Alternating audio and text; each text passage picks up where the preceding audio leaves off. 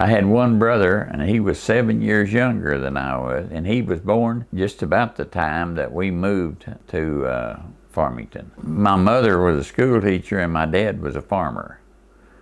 And he wouldn't help. He would work for someone else occasionally, but his agreement was they had to work for him the same amount of time. In other words, he traded work with people. I got up early, and we had some milk cows. We milked by hand, and I would get up early in the morning and milk cows, and then milk at night, and help my dad do that. Well, as I got a little older, my jobs were I worked for a man cleaning seed, and I worked for people picking strawberries and cutting grapes, and just anything to make a dollar, and that's what I did. I never did work for Stark's nursery, but I knew Hobo Hickman well, and Hobo was the one that I was going to go to California with my '49 Ford car, and I stopped by and asked him about, take a look at it and tell me what's wrong, and he listened to it and looked at it and drove it, and then he told me he said, I think it'll be okay, just don't go backwards. It turned out great. Bill Andrews and I went, we spent about 4 months in California, and we lived in his aunt and uncle's garage, Ruby and Roy Drake. And he worked for a orange packing company, and I worked for a Quickset Lock Company in Anaheim, California. One thing I did, I liked for the place to look good, so I would cut the fence row out with an old weed hook and down the roadway, and I did that because I just wanted it to look good. My folks never told me I needed to. I just wanted it to look nice. We had horses. My granddad had horses here on the farm, and obviously we lived next door to my granddad. And he had horses and an old wagon that he bought new, and he'd pulled it from the other side of Rogers, and he had mules hooked to it on the back, and besides that, and he drove it over here, and then my aunt and my mother and my grandmother rode a train from Avoca, Arkansas. Well, when we first moved here in 1943, we didn't have electricity for a while, and we had to use an old coal oil lamp for a while until we got electric. The house was wired for electricity, but they didn't have any lines there to it at that point, and so that was it didn't take. We probably lived here 6 months or a year without electricity. The one that I really remember was McNeil Grocery, and I used to buy things there. And when I was younger, I had a credit there. She kept it on a little book, and I had credit. And the summer that I moved, I forgot to pay her, and I was living in California, so I told my dad to stop by and pay her what I owed her, and then the White's Grocery was just down the street. Rika and J.B. White had a grocery store there. J.B. was one of the first mayors of Farmington, and then DeLance Phillips had a grocery store, and DeLance didn't like if you just bring big money up there and to buy a bottle of pop. And we found that out, and I would go in and get a bottle of pop and take a cap off of it, and then start drinking it, and then hand him a $20 bill. And he'd get so mad, but he always took it. And so that was some of the first memories that I remember of Farmington stores. I have no idea why he didn't want the money. Why he didn't want big money. I guess he just didn't want to go make change for it. And then another thing I remember is the old post office, and it was it was kind of a meeting place. It was right across the road from McNeil's grocery, and it was a meeting place for all of us, and we'd stop there in our cars when at night or day. Whenever we came in, we'd all try to get together there, and because I can remember over at McNeil's, they had a big sign there and up in the air, and Stanley Wolf was he finally ended up making his living by being in high places, but he'd be up there on that sign. He'd climb the sign and be up on it and talk to us from there. And it was an eventful time, and the postmaster then was Russell Broyles, and for many years, and they were good people, and they did a lot of nice things for the community. My first memory of Russell that I really remember is I used to stop by there and get our mail. And I came in the post office one day, and I told him about a little 3 acres that I could buy over in Gibson Hill for $100. And he just listened to me, and the next day I came in there, he handed me $100, and he said, go buy that, we'll be partners. So I bought it, and it was just really an old hollow there. And then later on, I bought another little place down on the creek, and he bought it from me, and I took that land trade-in on it. So I owned the whole thing then. And Russell and Clara they had the old cemetery where the old Kennybrook Cemetery, and they owned the land, actually, the Broyles family did. And Russell gave us a deed to the Farmington Cemetery, a deed to that, and if we'd take it as part of the Farmington Cemetery, and he also gave us $25,000 to go with, to take it, in other words, so and that went in our cemetery fund. His house was right across from the old Methodist church. That's where he went to church. And the house was new, and it was built in, I'd say, in about '49, and it was a very nice house. And he had a little farm there behind there, and Alvin Andrews had the farm rented, and he had hay in there. And Alvin was a trader of anything, and Bob Garner wanted to buy the hay in there out of that barn, and he looked at it from a road, and some siding was off the barn, and there's all hay was stacked there, and he thought he could count it, and he asked Alvin about how many bales were there, and Alvin told him, and Bob bought it.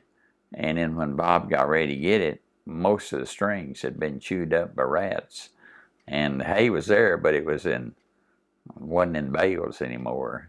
So Bob always laughed about that and said that's what Alvin did. Alvin didn't guarantee him anything on it. So, well, and going to school in Farmington was in ways I enjoyed it, in ways I didn't. I didn't really like school that well, but it was nice, and we had some good teachers.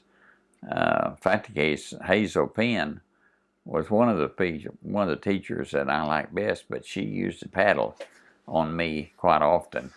And at her memorial, they asked people to stand, and I stood and stand, and Preston Beeks asked, well, how many other people here? And there's a whole bunch of people stood up and said she paddled us too, but she was a good teacher. I thought a lot of Fred Kerr.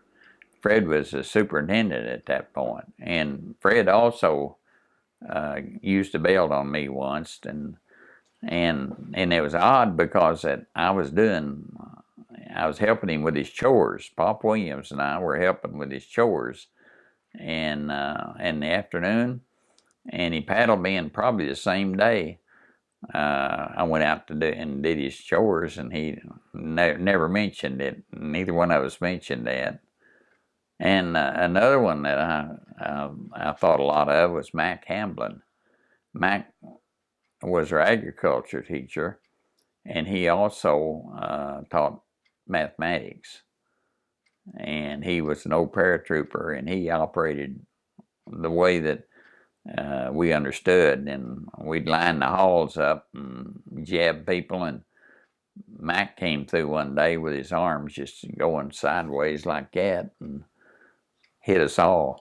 Didn't say a word, just went up and looked back and grinned, but we got the message. We never did any more of that. My friends, and well, I had a whole lot of them, and the ones that I really remember well are Donald Williams and Pop Williams, and they weren't any kin, but we all three ran around together a lot, and then the Williams boys lived just down the field from our place, and they had 7 boys and 1 girl, and there was about 4 boys at home whenever I was young, and I just go across the field to their place, and one time they gave me a haircut, which didn't look too good, and their dad was O.L. Williams, and O.L., if we all got in a fight, everybody got whipping. And one day I saw him coming to get us, and I made a run for home. And the next day I came down, and he said, "You need to get yours today." So, but he didn't. And so I remember Jake Wells was our neighbor, one of our neighbors across the road. And I remembered he and his wife Amy, and she was she worked for Buddy Elkins at the post office when he was postmaster for a while, and my dad bought 10 acres, or my dad bought 20 acres, and that he sold 10 of it to Jake Wells, but he gave $1,000 for the 20 acres. And he got, just a few days later, he got $1,000 for the 10 acres. So he cleared 10 acres of land. Well, we attended the Methodist Church in Farmington, and I went there, went pretty regular until I met my wife, and she was going to the Church of Christ. So gradually, I started attending the Church of Christ in Farmington, which we've attended since we got married in that church, and we've attended there all the time we've been married, which is 61 years, and other than 4 years that we lived away from here in other places. So we like to ride bicycles. And we rode bicycles all over the country, and we did that. And the Williams boys had a donkey. We rode the old donkey, and it was a mean donkey.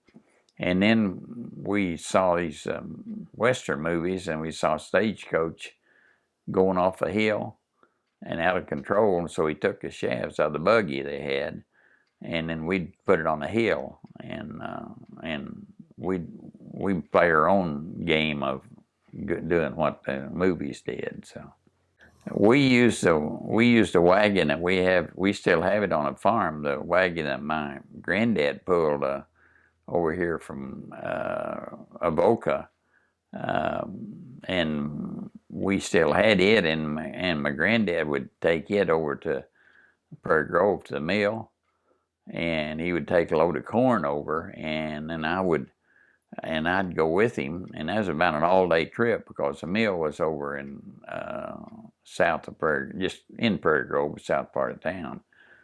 And the way I'd do it, I'd ride the wagon seat with him, spring seat is called, and I'd ride it with him, and then I would get out and run in a while, and then I'd ride the coupling pole, which is the smoothest place in the back because it had some spring to it.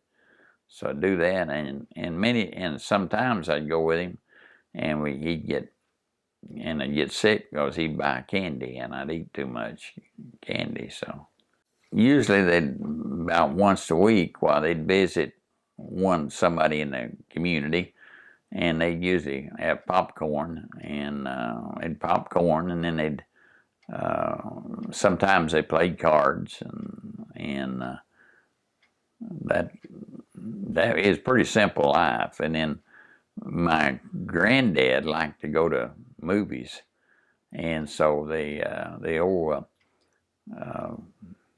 movie at Prairie Grove, they would send you out ahead of time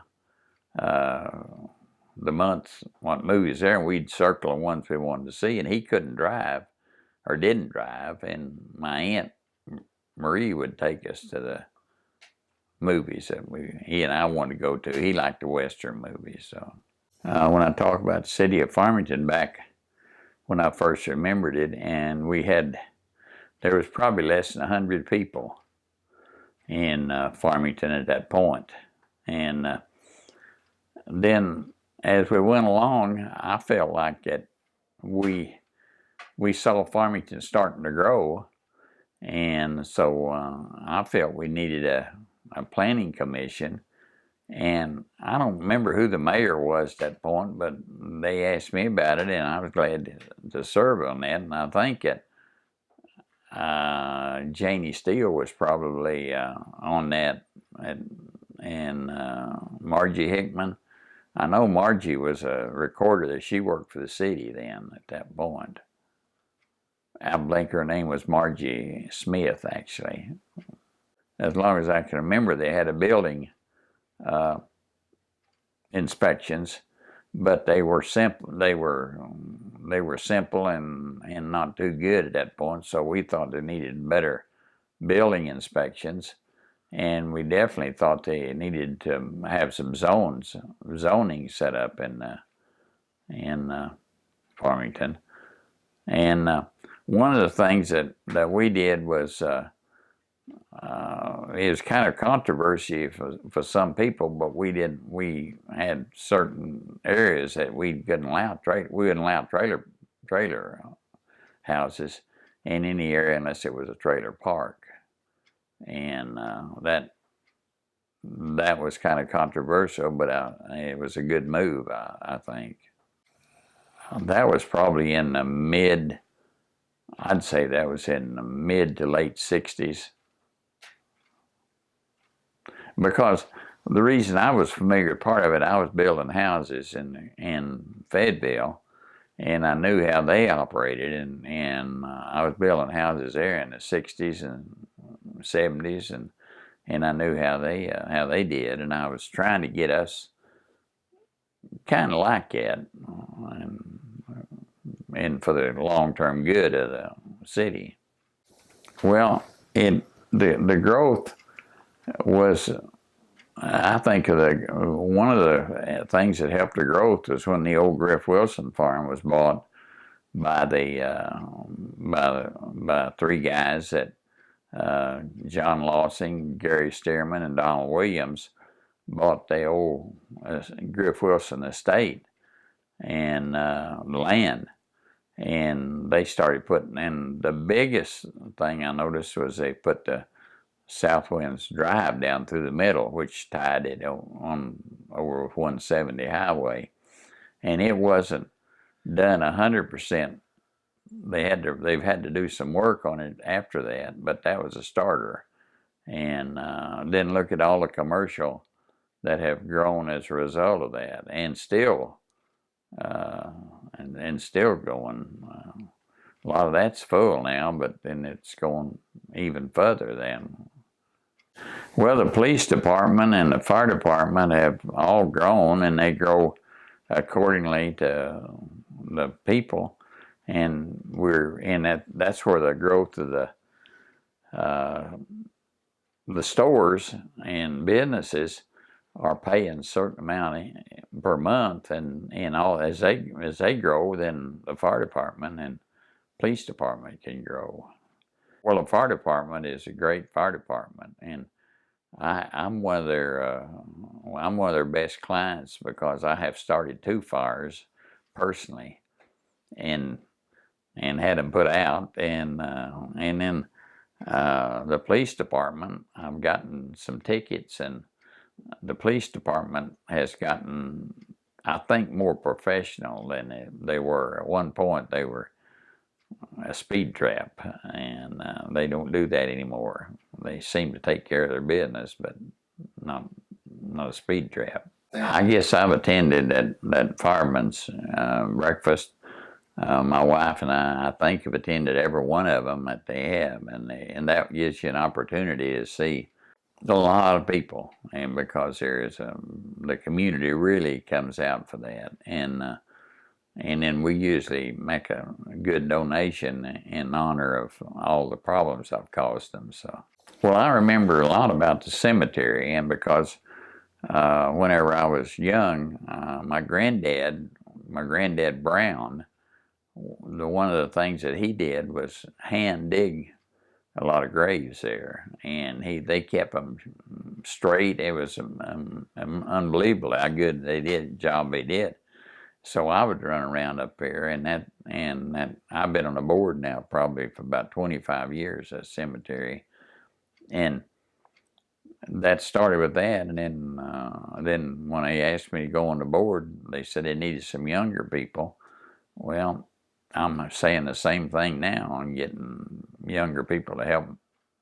I'm training a couple now to work on the board. I think that we've had good leadership. One of the first ones that was Lucy Phillips, and they had the grocery store before her son DeLance took it over, and Frances Williams, and Hazel, and Ernie Penn. In most of these cases, the women names there. We have the streets named after Lois Smith, and we have streets in the cemetery named after them, and then we have the pavilion named after Barbara Mitchell. And Barbara was the one that helped get the cemetery and the bylaws and so forth done on a cemetery.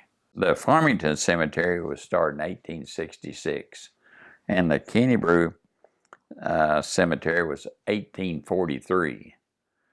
And then there's another cemetery that's over on Phillips Places, just south of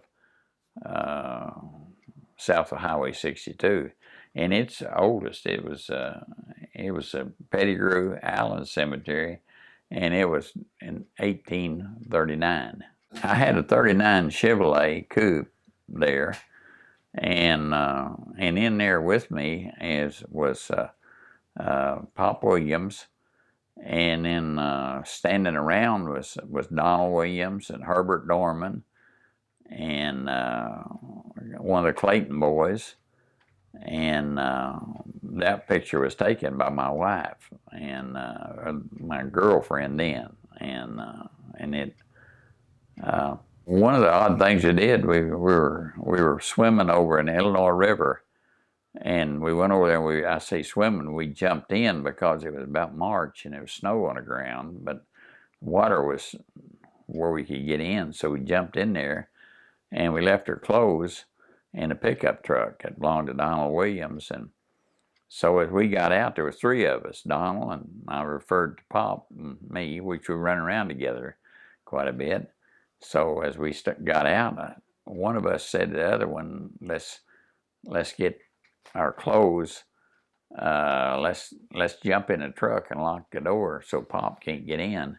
And so we did, and he was naked driving, and we drove him all around the community of Bethel Grove and for a while, and it was cold. And finally we stopped and let him get up in the front with us and get his clothes on. So, and I'm sure that he got even with us somewhere down the line. So Pop Williams was up when they were building a new gymnasium, and he and I were up there, and we were walking the girders while they were on the ground, the metal girders on the ground. And then they put them up in the air, and they were way up in the air, and he was up there walking them. And I said, well, how do you do that? And he said, well, you walked them on the ground. You ought to be able to walk them in the air. But that was his story. Right now, it's a beautiful town. And the people in charge have kept it looking nice. In other words, they haven't allowed a lot of junk to accumulate. There is places that it accumulates from time to time, but they're usually taken care of then as they go along. And a part of it is, I think people have a lot of pride in keeping things looking nice. So I would refer to it as a pretty town.